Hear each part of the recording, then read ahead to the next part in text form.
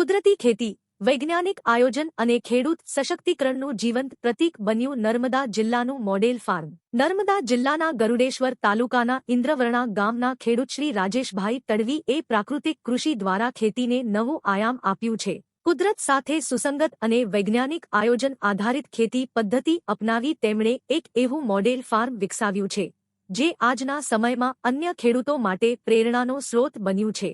ખેડૂત રાજેશભાઈ તડવીએ પ્રાકૃતિક કૃષિ થકી 150થી વધુ જાતના ફળો, ફૂલો, શાકભાજી, મસાલા, ઔષધીય તથા પૂજામાં ઉપયોગી છોડ ઉગાડી પોતાની ખેતીને બહુમુખી અને આર્થિક રીતે મજબૂત બનાવી છે।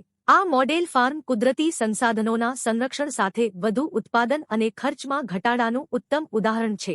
જિલ્લા આત્મા પ્રોજેક્ટ અને ખેતીવાડી વિભાગના સહયોગથી પ્રાકૃતિક કૃષિ પદ્ધતિ અંગે તાલીમ મેળવી ખેડૂત રાજેશભાઈએ આ દિશામાં સફળ પ્રયોગ કર્યો છે। તેઓ જણાવે છે કે અત્યાર સુધી અનેક ખેડૂતોએ તેમના મોડેલ ફાર્મની મુલાકાત લઈ પ્રાકૃતિક ખેતીની તાલીમ મેળવી પોતાના ખેતરમાં અમલ શરૂ કર્યો છે। આ રીતે નર્મદા જિલ્લાનું આ મોડેલ ફાર્મ કુદરતી ખેતી દ્વારા આત્મનિર્ભરતા, પર્યાવરણ સંરક્ષણ અને ખેડૂત સશક્તિકરણનો જીવંત દાખલો બની રહ્યું હોવાનું યાદીમાં જણાવેલ છે।